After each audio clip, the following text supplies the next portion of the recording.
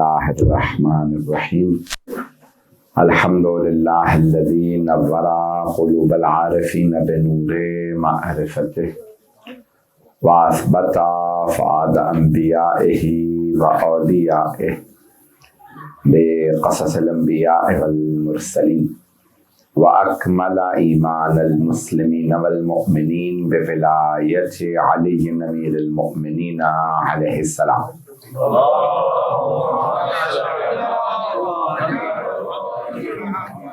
والصلاة والسلام والتحية والإكرام على أفضل الموجودات العبد المؤيد والرسول المسدد المصطفى الأمجد المحمود الأحمد أعني أبا القاسم محمد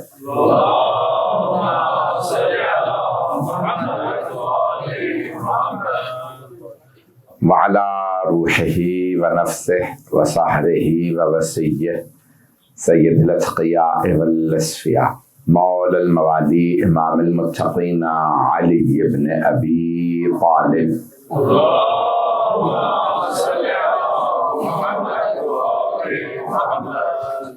وعلى أوصيائه لا سيما بقية الله في الأرضين روحي وأرواح العالمين لتراب مقدمه واللعنة الدائمة على أعدائهم أجمعين من الآن إلى قيام يوم الدين. أما بعد فقد قال رسول الله صلى الله عليه وآله وسلم الحسين مني وأنا من الحسين صلوات الله محمد وآل محمد.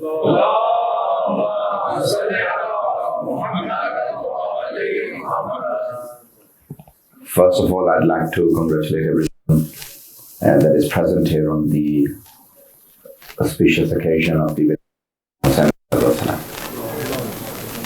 May this be a blessed day for everyone, and may Allah subhanahu wa ta'ala increase in the tawfiqat of all the organizers and participants. There are many aspects from the life of Imam Hussain alayhi salam, and briefly I'd like to talk about his life as I've been asked to speak about the lessons that we can learn from his life. Every individual who looks at Imam Hussain alayhi salam will learn a lesson. Believer or non-believer, Muslim or non-Muslim, Shia or non-Shia. Any person who looks at the life of Imam Hussain alayhi salam will surely learn something from his life. And the greatest lesson is that don't ever be slaves of other people. Be free men. He is the master of all the ahrar, the free men. Many people say, why do you talk about slavery? The slave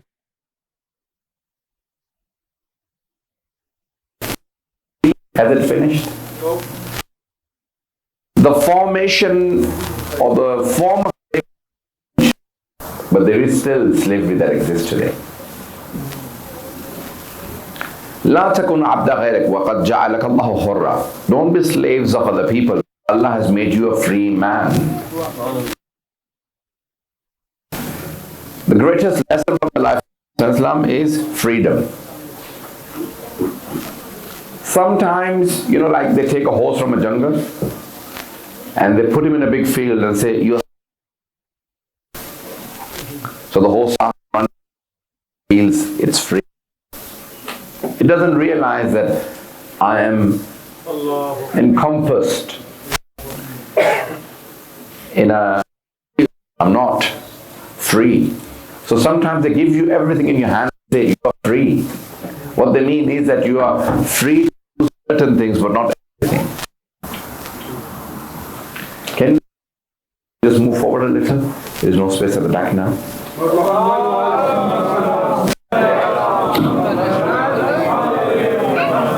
Can we say a louder salawat?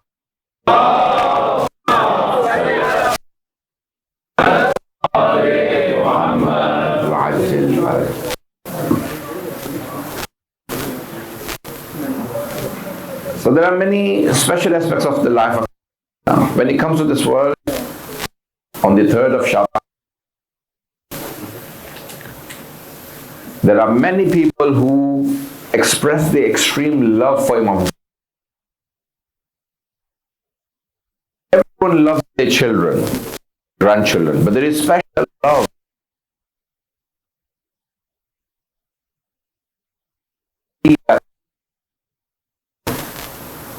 An undisputed love that no one but Imam Hussain. Not only just by Shia, not only just by Muslims, but by the whole world. No one is loved in this world as much as Imam Hussain alayhi salam. The most beloved personality. Why should he be the most beloved person? He is the mahbub of Habibullah.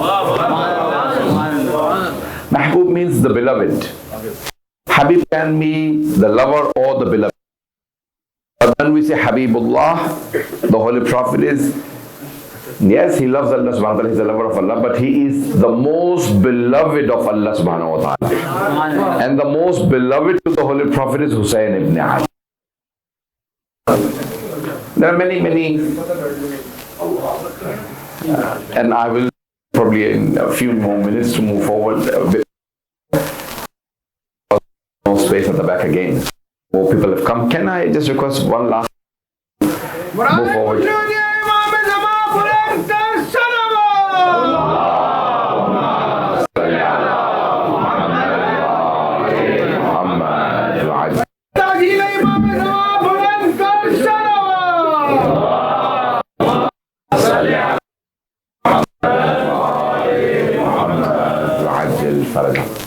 I hope I promise I'll not.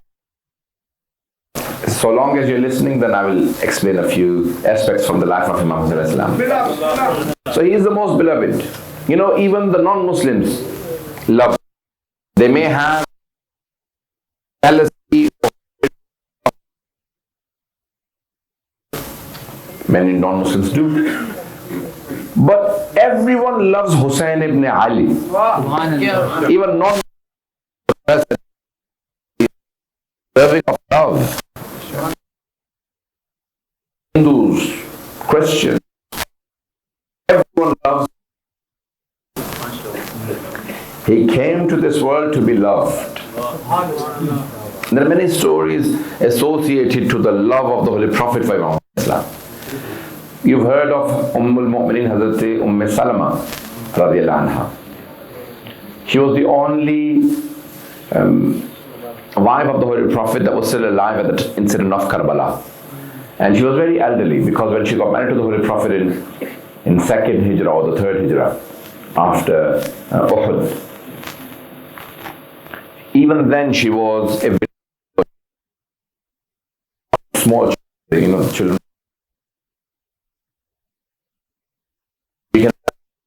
Lady. Incident of Karbala.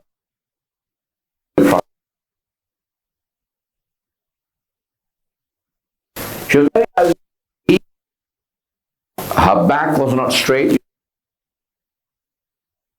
Even then, kiss the hands of Imam Hussain. And the Sahaba would say, Ya why do you show so much affection for Hussain? He said, because with my own eyes I have seen so much love and passion for Hussain.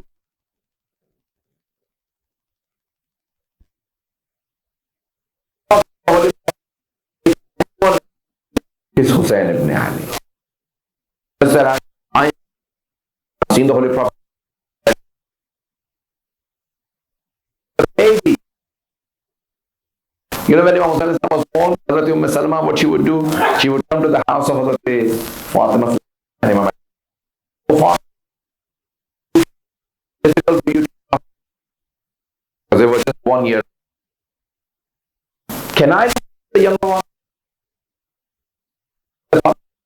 I can look after both. You would say,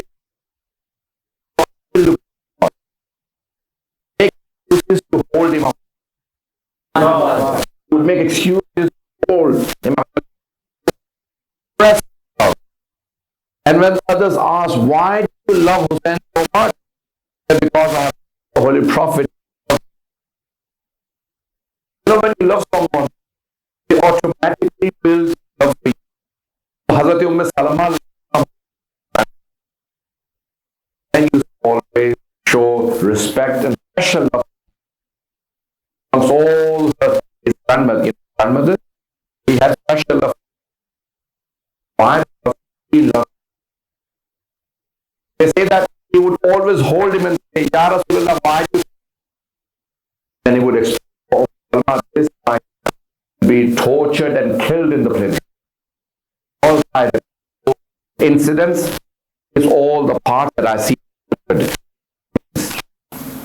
There are incidents that I do not wish to recall because they are about Messiah and they are about sorrow. There are many aspects of the life of Imam. As a child, I want children to pay attention to this point that I want to explain. I hope you're understanding my English. My bro. Look at the love. You know, when there are people who are on special positions in a household, imagine the grandfather is the president. The father is the prime minister. The mother is the speaker of the assembly. I'm trying to explain. The brother is the minister. They're all on big positions.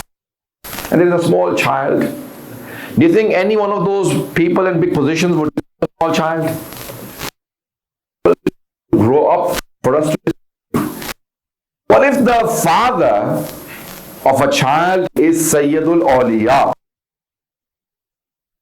The mother is Sayyidatun Nisa. The grandfather is Sayyidul Mursaleen. What is all of these? The grandfather is the master of all the messengers. The father is the master of all the awliya. The mother is the queen of the paradise.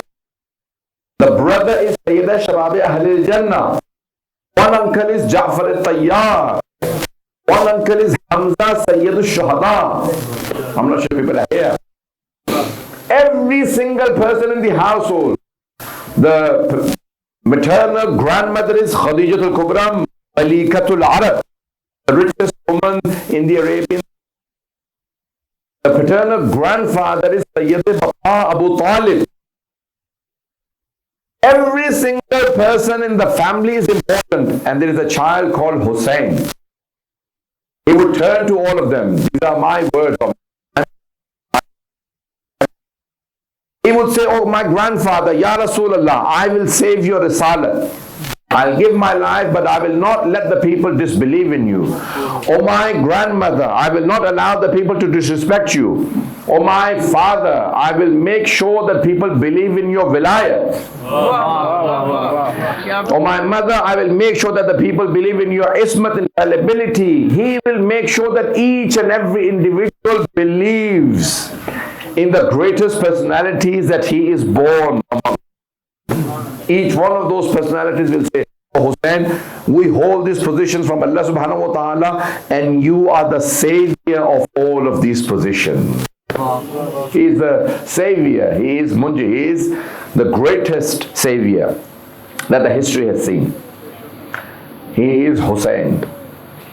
From Husn, which is beauty. Yes, he was handsome, but his heart and his mind was more beautiful than his face. He was extremely beautiful, he was extremely handsome. A person who would look at Imam Hussein would look continuously at Imam Hussein alayhi salam. He was so attractive in the sense that his face did not just have beauty, but he had a special attraction. One tribal leader from Kufa, he says that I looked at Imam Hussein alayhi salam. There is a long story, I don't want to mention the full story about. You know, when he heard that Imam Hussein alayhi salam is coming to Kufa, to Iraq, he said, I left Kufa so Hussein does not call me for help. Because I knew that Yazid is building a very large army. I did not wish to be on the side of Hussein because I knew I'll be. But I did not wish to be on the side of Yazid because I knew that he is on the wrong. So he said, I left. I left Kufa and I had a tent outside. And suddenly I felt that there is someone on my door. And when I opened the tent and I looked, it is Hussein ibn Ali standing. He says, I invited him in. He said, "Ya Hussein, you've come to me?" He said, "Yes." He said, "I've come to invite you to be on my side and give your life for Islam." He said, "But Hussein, the army of Yazid is huge. I cannot be on your side, but I can give you my sword. I have the best sword in Kufa. And I can give you my horse." Someone who says, like, I have the best car, you can have it. Imam Hussain said, "If I wanted your horse or your sword, I would have told you. I haven't come for myself, I have come for you. Come and join me." He says, "No, but I cannot, because I know you'll be killed. The army is large."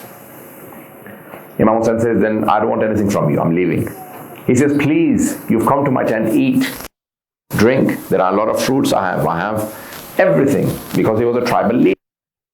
I don't want anything from you. As Imam Hussain leaves, this man describes, what I wanted to actually say is the last part, this part. When he leaves, this man runs behind Imam Hussain and sees him from the side. When the Imam is leaving, he says, "I saw him from the side and I looked at him. Imam alayhi salam, his face was glowing in the sunlight. And it was very difficult for me to decide who has more attraction, the son or Hussein ibn Ali." He says, "I ran and then Imam Hussein was walking tall and big, and he was taking big steps. He said, I suddenly saw there are small children, 3, 4, 5, that age, that came and were running towards Imam Hussain al-Islam. One of the signs of the infallible Imam, the divine Imam, is that he has special attraction. The children feel that he is someone special, yes? Because the children are clean at heart. So all the children are running towards Imam Hussain al-Islam. He says that when I saw the children running to him, Imam Hussain al-Islam is a tall man. He's taking big steps and the children are falling on the ground. He says, for a moment I looked, Imam Hussain stopped. And every child that would drop on the floor, he would pick him up, kiss him and then put him back on the ground. And he would hold the children. He would not allow even the children to fall on the ground. Can you imagine? He says, this is something that I can never forget, that Hussein has so much respect even for small. This is the passion of Imam Hussain al-Islam. He said, this is the personality of Hussein ibn Ali. We are living in an age where children are being killed. There are people who say that, what if I was at the last Holocaust? 1940. What would I do? You would not do anything.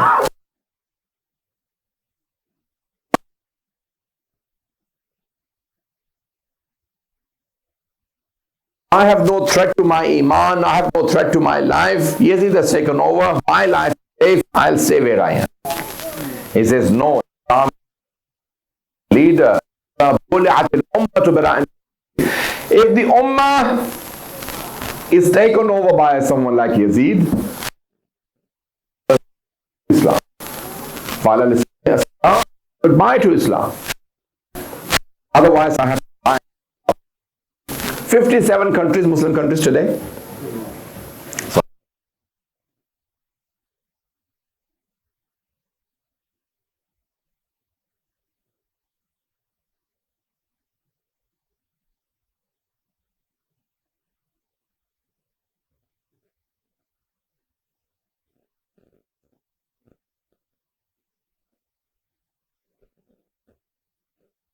there is some space on my left hand side, on your right hand side. So,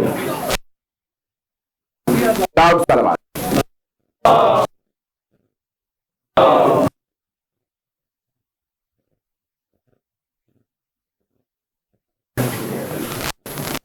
The topic I was given is the lesson to my topic. I will not change my topic.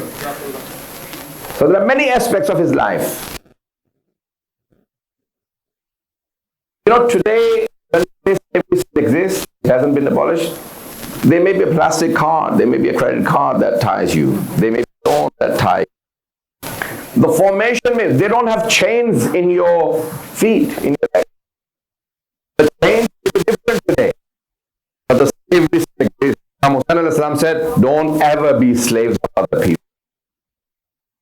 Some people are not slaves, but they are slaves in their mentality, in their ideology. They are taken over completely and they believe in false ideologies. Sometimes you are slaves of your lust. So many different lusts that we may develop. You will never, remember one thing I want to clarify. Hope people think. Many people still question the Shuhada of Karbala. Did they become so great after their martyrdom? Is it because the martyrdom of Karbala made them so great, or because they were so great? Did I clarify my point? Many times you think, once I give my life for Islam, I'll become great. No, you have to be great from before to be able to give your life for Islam.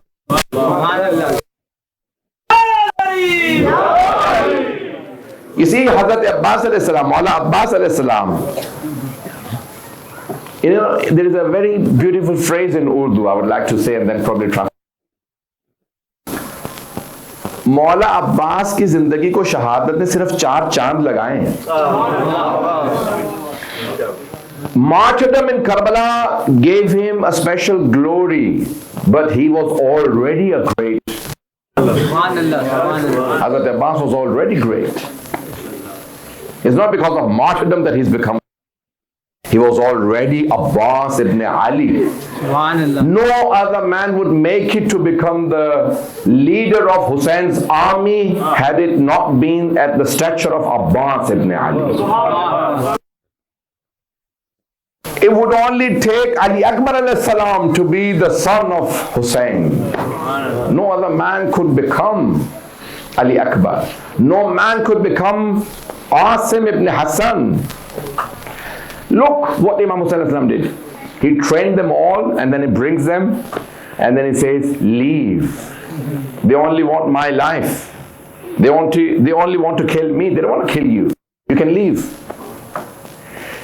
He has trained them so much so that no one leaves. Then he says, oh Abbas, put out the lamp. So people who want to leave, they can leave. And no one leaves. Can you imagine, even in the darkness, they are so much in love with Imam Hussain alayhi salam, no one wants to leave. Subhanallah. Look at this one sentence. If explanation is needed, then my brothers and my children will tell me that I need to explain this. Let me say, you tell me very open. A person will become angry, okay? Pay attention. Imam Hussain alayhi salam gave his life for the sake of Allah subhanahu wa ta'ala. And the Shuhada of Karbala gave their lives for Imam Hussain alayhi salam. Did everyone get this? I'm not sure if I conveyed that. You see, all of the Shuhada of Karbala, including Hazrat Abbas, they all gave their lives in the love of Imam Hussain, for the sake of Imam Hussain. Wow. Giving their lives for Imam Hussain is giving their life for Allah subhanahu wa ta'ala. Because he is not Hussain, he is Hujjatullah. And for them to love Hujjat of Allah subhanahu wa ta'ala so much so that they can give their lives for Imam Hussain. Allah says, if you give your life for Hussain, you've given your life for me. But Imam Hussain did not give his life for himself. He gave his life for Allah. All of the Shuhada of Karbala, they had Hussain. Hussain had no one except for Allah subhanahu wa ta'ala. I'm not sure if I'm saying. He had Allah subhanahu wa ta'ala. They all had him. But there is no one higher. Yes, the Holy Prophet. But at that time, he was.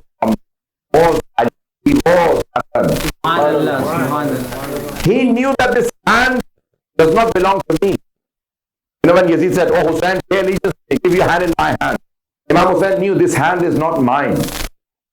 This hand belongs to Allah subhanahu wa ta'ala. This hand is Yadullah.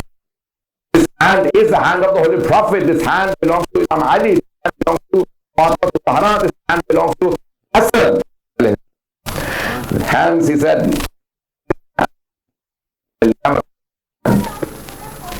because a special hand. Mithli la yubayu mithlan. Someone like me will never pay allegiance to someone like him. He does not say Hussein will Yazid. He says someone like me. Someone like me is my father Ali. I'm not sure people are here. Someone like me is my brother Hassan. Someone like me is my son Raza. Anyone who is ever accused of paying allegiance to Zalim, anyone who is ever accused, any infallible who is ever accused of paying allegiance to a Zalim, they should come and listen to the words of Hussein.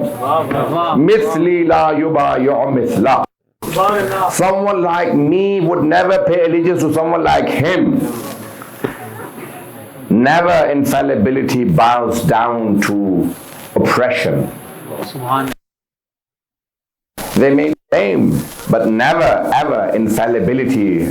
I'm really sorry if there is no space and people are standing. Please, okay, one last time they're saying, there are people standing. हम चौथी दफा कह रहे हैं.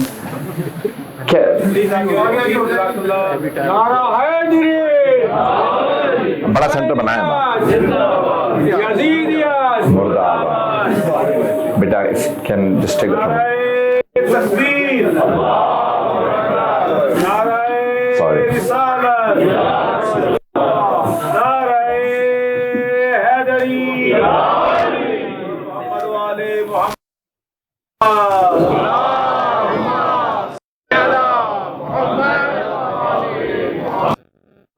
Okay, I'm not going to be very long. Please, if you're all paying attention. If you look at the life of Imam Hussain al-Islam, all of his life, look. You know, if there are two personalities living together, one is overshadowed by the other. Two great personalities living together, everyone? Two great scholars, two great people living together. One will always be overshadowed by the other. Imam Hussain al-Salam was living with Imam Ali al-Salam, Imam Hassan. Never during their lives did he ever say, I'm also a leader. The greatest Shaheed ever. And he never claims to be a great leader in the life of Imam Ali al-Salam, in the life of Imam Hassan al-Salam. He follows them. They are my Imams. But when the time comes, he proves that he is one of the greatest leaders ever. Very difficult to do that. You know, even with small capabilities that we have, we always tell others, don't you know who I am? Can you imagine someone is Hussein ibn Ali, Sayyidul Shuhada, and he lives under the shadow of Imam Ali, his father, and his brother, and never once questions them. In fact, he endorses every step of his father and his brother. The greatest support for Imam Hassan was his brother Imam Hussein. He says that. You know, when Imam Hassan was poisoned, he said, "Oh Hussein, my brother, don't cry upon me. Everyone can cry. My sisters, my brothers, my children. Everyone can cry. But you shouldn't." He said, "Why?" He said, "Because I have you. I had you all of my life, but you will not have anyone." Look at the strength of Imam Hussain al-Salam. People recite this in Masai, but I'm reciting in Fadail. Please. You know, when the people, the army of Yazid, when they went back to Kufa and Syria, you know, they went back. The people asked them, how was Hussein? Hungry, thirsty, weak, picking up bodies all day long on Ashura? How did he look? What was the look on the face of Hussein ibn Ali? Picking up bodies, you know, hungry and thirsty all day long, heat of Karbala. They said, Wallahi, they all said, the people of the army of Yazid, they said, we did not see any weakness on the face of Hussein. As the day was going by, Hussein became stronger and stronger. I'm not sure if I'm conveying it. The jalal and the majesty on the face of Hussein was increasing by the hour. By the minute, the noor on his face and the jalal, his habat, the fear in the hearts of the army of Yazid was increasing of Hussein ibn Ali. That's how powerful he was. He did not become weak, he became stronger. And in his last moments, when he stood to fight, he went on his horse and he called, "Oh Allah, your slave is before you. La hawla wa la quwwata." There is no power, there is no strength other than you. I do not fear these thousands of people. I'll fight them. You know, many generals in the history of mankind, many rulers, many fighters, they said, "I will fight till the last drop of blood in my veins. I will fight till the last soldier in my army." But they all gave up. Soldiers were still there. They had the blood, they had the food. They gave up. But there was only one man in history. He said, "I'll fight till the last drop of blood in my veins." And he did. That was Hussein ibn Ali.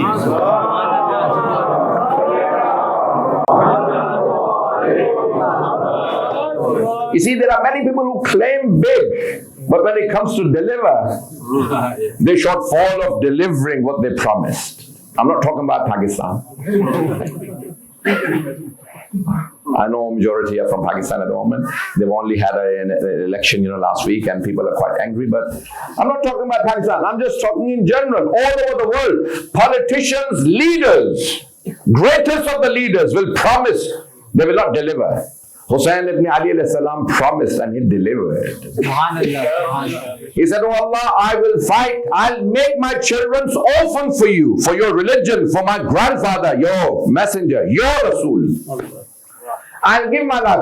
You see, it's easy to say, I'll make my children orphans. Yateen."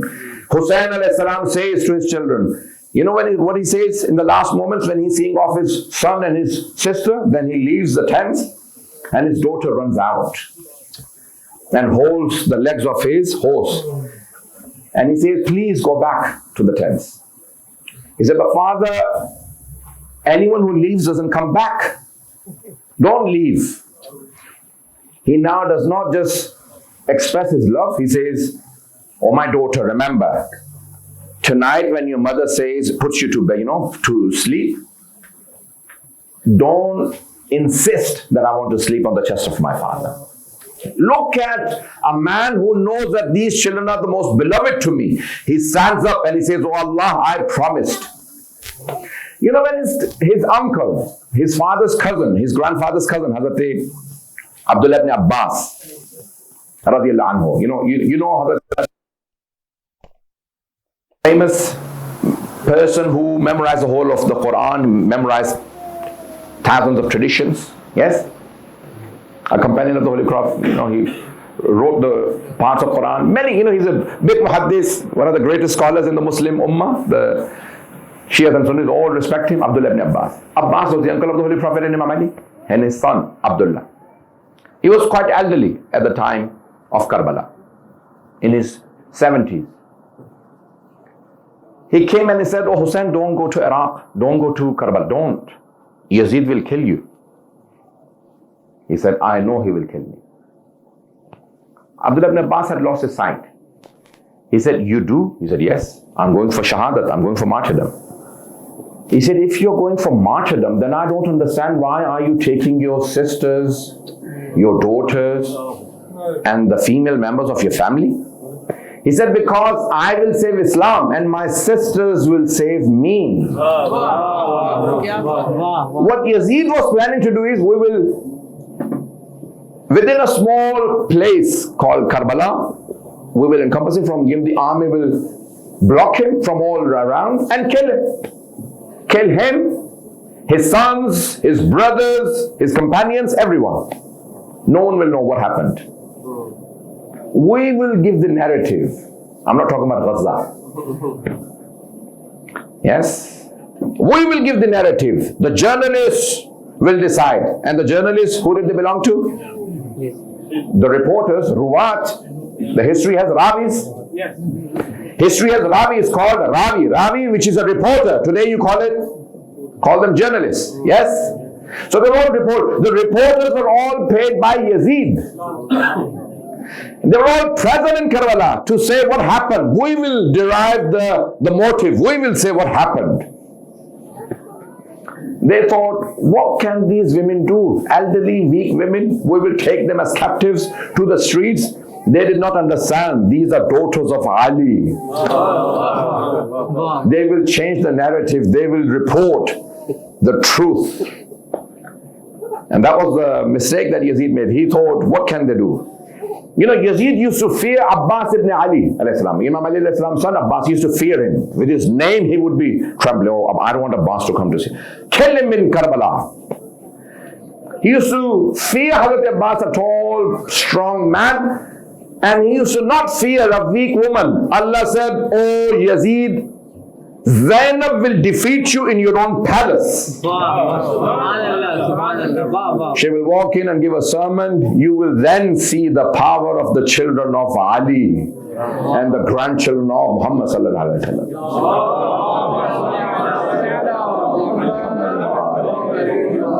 I hope people are paying attention. Look at the strength of Imam sallallahu alaihi wasallam. He says, I will save Islam and my sisters will save me. And they saved him. No one understood what he's doing. When they were taken as captives and they, you know, one soldier would scream just like the soldiers of Abu Sufyan would scream in Mecca, Majnoon, when the Holy Prophet ﷺ was coming. Majnoon. And they would all start throwing stones and say, Majnoon, Majnoon. They would not listen.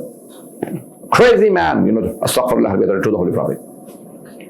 This is what they were doing. Yazid's army. Baghi, Bughat, the traitors have come. People would start throwing stones. Hazrat Zainab Kubra with tied hand would say, we are not Bughat, we are not Baghi. I'm not the sister of a traitor. I'm the granddaughter of Muhammad sallallahu alaihi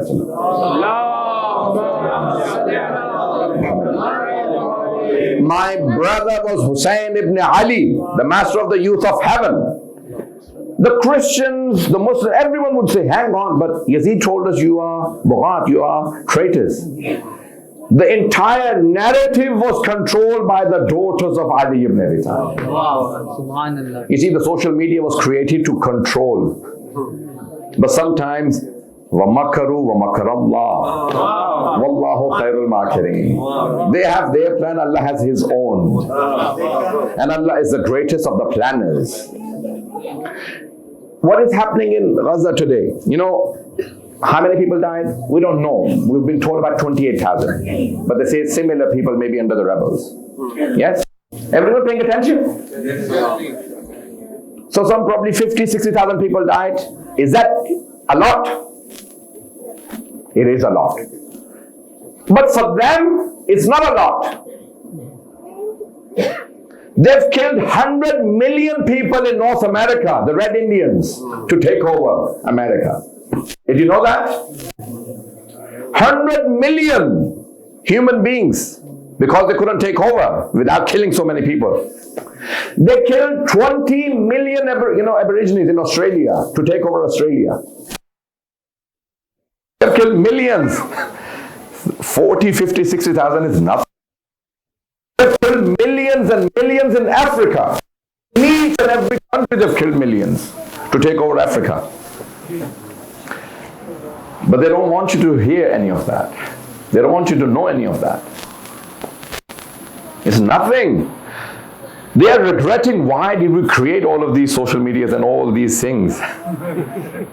We could get away with killing 100 million people in North America, and now we are stuck with only killing 50,000 people? Everyone here? Am I offending anyone? They got away with killing 100 million. First of all, what you have to do is the other. And the other is dangerous.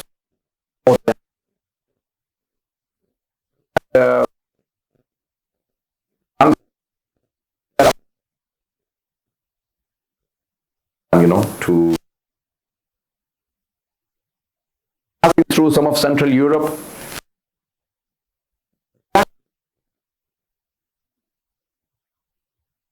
We all have blonde hair,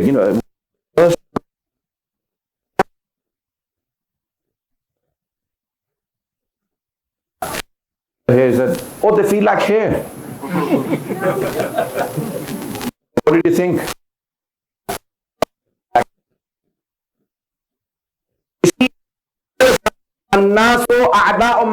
People are enemies of what they don't know. People are enemies of ignorance. what has happened in history is happening again today. And the greatest lesson of the life of Imam Sallallahu is not to fear the oppressor. Alim is fearful. No one is here. Zalim, oppressor, does not have God on their side. Mazloom has God on their side. Allah subhanahu wa ta'ala is with the oppressed, with Mazloom. This is the greatest lesson of Imam Husain's life. Even if you have 72 on your side, but you have God on your side, don't fear anyone, because you will survive and live through. The others will die. Today, Yazid has become the biggest swear in the world. Even the ones who say, don't say bad to Yazid, don't say Lanatullah, he is Radiyallah. Okay, say, you are Yazid. They will quickly grab you by the throat. How dare you call me Yazid? Well, you are saying he is Radiyallah. You are Yazid. I'm not sure if people are here. But even if a Hindu or a Christian or a Jew, a non-Muslim, an atheist, you say, you are like Hussain. He will feel so proud. He's praised. I'm not sure people are here. If you ever say that you are like Hussain, everyone will know that he's praising me. But if you say you are Yazid, everyone will know he's swearing at me. He's cursing me. Let me say the final words with a lot of excuse. Sorry if Imam Hussain is praised by the whole world. Muslims and non-Muslims alike. Everyone praises Hussain ibn Ali. But only Muslims praise Yazid. I'm not sure people. It's only the Muslims. Zindabad. Syed! Zindabad. Syed! Murdabad.